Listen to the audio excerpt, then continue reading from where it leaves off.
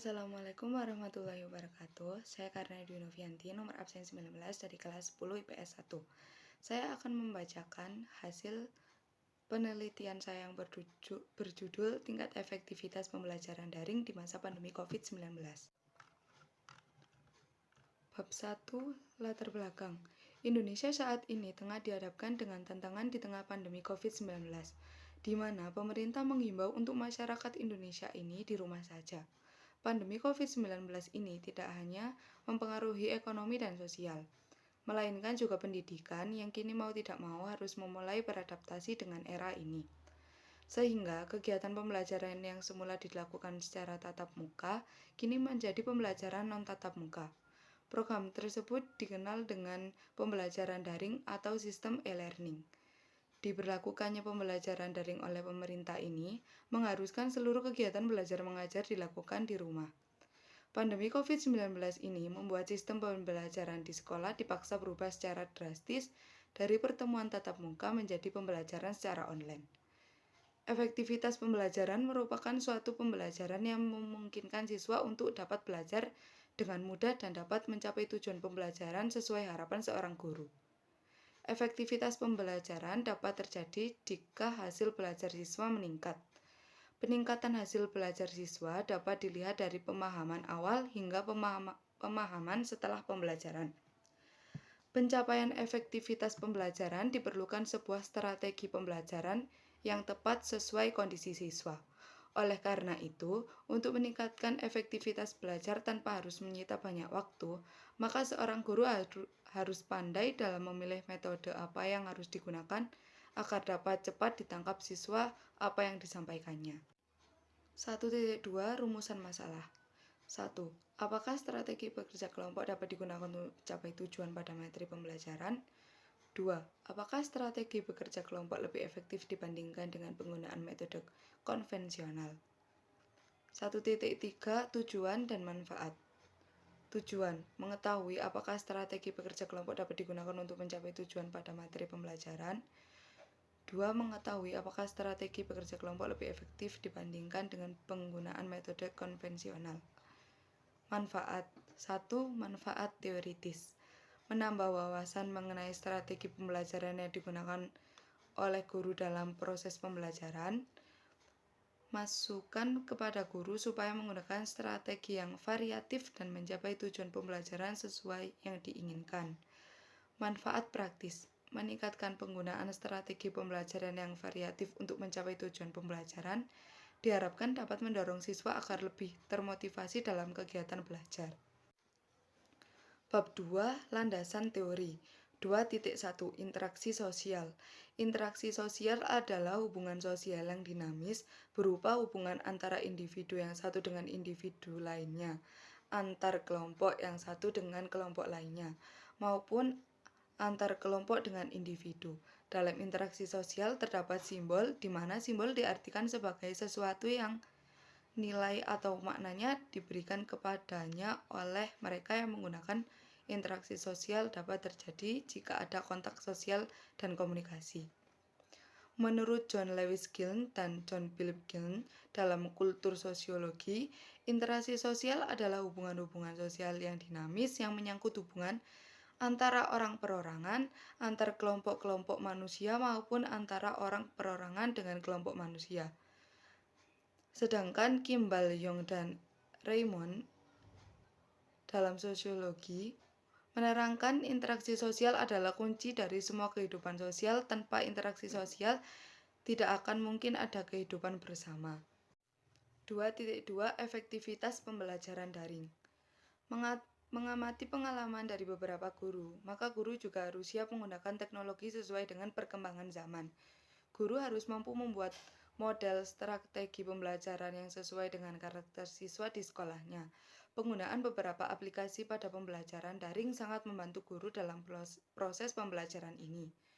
Guru harus terbiasa mengajar dengan memanfaatkan media daring kompleks yang harus dikemas dengan efektif, mudah diakses dan dipahami oleh siswa. Dengan demikian, guru dituntut mampu merancang dan mendesain pembelajaran daring yang ringan dan efektif dengan memanfaatkan perangkat atau media daring yang tepat dan sesuai dengan materi yang diajarkan. Hal ini paling sederhana dapat dilakukan oleh guru dalam pelaksanaan pembelajaran daring ini adalah dengan aplikasi WhatsApp. Aplikasi WhatsApp cocok digunakan bagi pembelajaran daring karena pengoperasiannya sangat mudah diakses. Sedangkan bagi pelajar online yang mempunyai semangat lebih bisa meningkatkan kemampuannya dengan menggunakan berbagai aplikasi pembelajaran daring. Namun, alangkah baiknya guru memilih aplikasi yang sesuai dengan kebutuhan guru dan peserta didik. Misalnya, sangat tidak efektif jika guru mengajar dengan menggunakan aplikasi Zoom Meeting, namun jaringan atau sinyal di wilayah peserta didik tersebut tidak mendukung. Keberhasilan guru dalam melakukan pembelajaran daring pada situasi pandemi COVID-19 ini adalah kemampuan guru dalam berinovasi, merancang dan meramu materi, metode pembelajaran, dan aplikasi apa yang sesuai dengan materi dan metode. Bab 3 Metodologi Penelitian 3.1 Desain penelitian. Penelitian ini menggunakan pendekatan kuantitatif yang bersifat pengaruh berganda, yaitu untuk mengetahui adanya pengaruh dari dua variabel independen terhadap satu variabel dependen. Subjek dalam penelitian ini adalah siswa-siswi kelas 10 IPS SMA Negeri 8 Malang. Data dalam penelitian ini dikumpulkan dengan menggunakan metode dokumentasi yang digunakan untuk mengumpulkan data prestasi akademik siswa, yaitu dengan melihat data hasil studi pada semester yang telah dilalui subjek penelitian. Pada penelitian ini, pengumpulan data juga dilakukan dengan menggunakan kuesioner, di mana yang digunakan dalam penelitian ini adalah kuesioner minat belajar dan kuesioner bimbingan belajar. Kuesioner tersebut berisi identitas subjek yang terdiri dari nama, kelas, jenis kelamin, usia subjek, dan tanggal pengisian kuesioner tersebut. 3.2 Lokasi penelitian. Penelitian ini akan dilakukan di SMA Negeri 8 Malang, Jalan Veteran nomor 37, Kota Malang. 3.3 Waktu penelitian. Penelitian ini akan dilakukan kurang lebih selama 1 bulan, yaitu bulan Maret 2021. Desain penelitian dengan pendekatan kuantitatif memberikan keuntungan pada kecepatan pengumpulan data. Hal ini dimanfaatkan penelitian agar dapat berfokus melaksanakannya dalam waktu yang seefisien mungkin. 3.4 Populasi dan sampel. A. Populasi. Populasi adalah wilayah generalisasi yang terdiri dari objek atau subjek yang menjadi kuantitatif dan karakteristik tertentu yang ditetapkan oleh peneliti. Populasi menggambarkan berbagai karakteristik subjek penelitian untuk kemudian menentukan pengambilan sampel berdasarkan pemahaman tersebut. Maka penentuan populasi dalam penelitian ini adalah siswa-siswi kelas 10 IPS SMA Negeri 8 Malang. Sampel. Sampel adalah bagian dari populasi yang diharapkan mampu mewakili populasi dalam penelitian. Dalam penyusunan sampel perlu disusun kerangka sampling, yaitu daftar dari semua unsur sampling dalam populasi sampling. Teknik penelitian ini dimaksudkan agar penelitian lebih mudah dalam pengambilan data. Data tersebut diperolehkan untuk digunakan sebagai refleksi keadaan populasi secara keseluruhan. 3.5 Teknik pengumpulan data. Penelitian ini menggunakan pendekatan kuantitatif yang bersifat pengaruh berganda, yaitu mengetahui adanya pengaruh dari dua variabel independen terhadap satu variabel dependen. Subjek dalam penelitian ini adalah kelas 10 IPS siswa-siswi SMA Negeri 8 Malang. Data dalam penelitian ini dikumpulkan dengan menggunakan metode dokumentasi, yaitu digunakan untuk mengumpulkan data prestasi akademik siswa, yaitu dengan melihat rata-rata nilai rapor siswa pada semester terakhir. 3.6 Instrumen penelitian.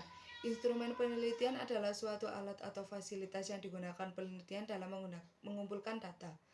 Instrumen yang digunakan dalam penelitian ini adalah lembar angket kuesioner. Lembar angket kuesioner adalah lembar angket kepada subjek atau responden sesuai dengan tujuan penelitian. Bentuk item kuesioner yang digunakan dalam penelitian ini adalah item kuesioner tertutup, di mana pertanyaan yang dicantumkan telah disesuaikan oleh peneliti. 3.7 Teknik analisis data. Dalam penelitian kuantitatif, kegiatan analisis data terbagi menjadi dua, yakni kegiatan mendeskripsikan data dan melakukan uji statistik kegiatan. Kegiatan mendeskripsikan data adalah menggambarkan data yang ada guna memperoleh bentuk nyata dari responden sehingga lebih mudah dimengerti peneliti atau orang lain yang tertarik dengan hasil penelitian yang dilakukan. Kegiatan mendeskripsikan data dapat dilakukan dengan pengukuran statistik deskriptif. Bab 4. Hasil penelitian. 4.1 Tingkat efektivitas pembelajaran daring. Ini hasil penelitian saya. Efektivitas pembelajaran adalah ukuran keberhasilan dari suatu proses interaksi antar siswa maupun antar siswa dengan guru dalam situasi edukatif untuk mencapai tujuan pembelajaran. Jumlah responden pada data di atas adalah 8 orang dengan total pertanyaan sebanyak 10 pertanyaan. Hasil penelitian yang mengaji dalam efektivitas pembelajaran siswa selama pandemi merupakan hal yang wajar bagi para pelajar, namun harus ada strategi pembelajaran agar siswa tidak stres menghadapi pembelajaran daring. Berdasarkan data dan diagram tingkat efektivitas siswa kelas 10 IPS SMA AN 8 Malang, paling banyak termasuk dalam kategori rendah yaitu 30%. 4.2 Solusi yang dapat dilakukan. Untuk membuat pembelajaran daring lebih efektif lagi, kedepannya diharapkan dapat menerapkan hal-hal seperti contoh yaitu pembelajaran dilakukan melalui video call, pemberian materi pembelajaran yang ringkas, meminimalisir mengirim materi dalam bentuk video berat untuk menghemat kuota, pemilihan materi dalam video harus berdasarkan kriteria bahasa yang mudah dipahami, tetap memberi materi sebelum penugasan. Bab 5. Kesimpulan. 5.1 Kesimpulan. Kebijakan ini merupakan salah satu langkah yang cukup tepat dari pemerintah untuk mencegah penelusuran virus COVID-19 di Indonesia. Walaupun demikian, pro dan kontra di tengah masyarakat akan selalu hadir. Adanya pembelajaran secara daring memang membuat siswa dan orang tua kebingungan. Maka dari itu, evaluasi yang lebih mendalam perlu dilakukan. 5.2 Saran. Agar pembelajaran dapat terlaksana dengan lancar, alangkah lebih baik jika guru tidak hanya memberi materi atau tugas secara online saja. Siswa tetap memerlukan penjelasan materi secara langsung atau vokal dari guru. Apabila guru mengadakan pertemuan virtual, hal tersebut juga dapat membantu untuk kelancaran pembelajaran dan siswa seolah-olah bersekolah seperti biasanya karena mereka dapat merespon, bertanya, dan menyanggah secara langsung apa yang belum dipahami terkait penyampaian materi oleh guru. Sekian dari saya, jika ada kesalahan mohon dimaafkan. Wassalamualaikum warahmatullahi wabarakatuh.